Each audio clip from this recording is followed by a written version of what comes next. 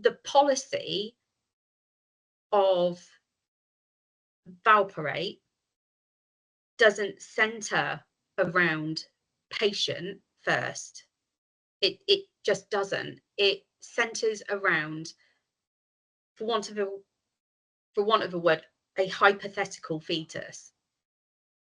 I was asked many times by my consultant, you know, do I want to change? You know, and I had really in-depth conversations around it. And it was around the risks to me as a patient, and it was also around the risk of, you know, unborn baby. But first and foremost, as a patient,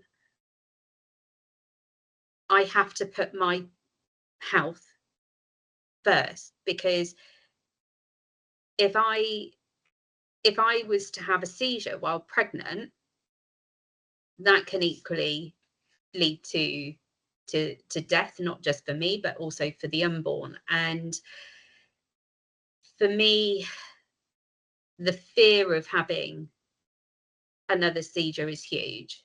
You know, I know what it's like to have those seizures and not be in control, and it's a deep visceral fear, and that's why I count myself incredibly lucky that they are controlled. I have a family member, their daughter is now 2, and she has epilepsy, and she is on sodium valproate. They had to sign a form to say their daughter at 2 years old was not pregnant. There's something really wrong here.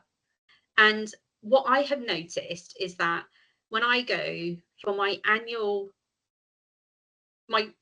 and it's a annual review that I absolutely treasure, because I can really have good in-depth conversations with my consultant about epilepsy, about different things of, like, you know, yes, I've been on these meds for a long period of time now. So what other things can this be impacting me on? And now it's just predominantly taken up, talking around my uterus, about my sexual activity, what contraception I'm taking, etc., etc. I don't go to a neurologist appointment to talk about my uterus. And they're conversations that I shouldn't be having to have with my neurologist either. And they shouldn't be having to have that with me. The conversations when I go to see them should be about my brain and the epilepsy and anything else that is relating to that. And it's just appalling. That policy needs an urgent review.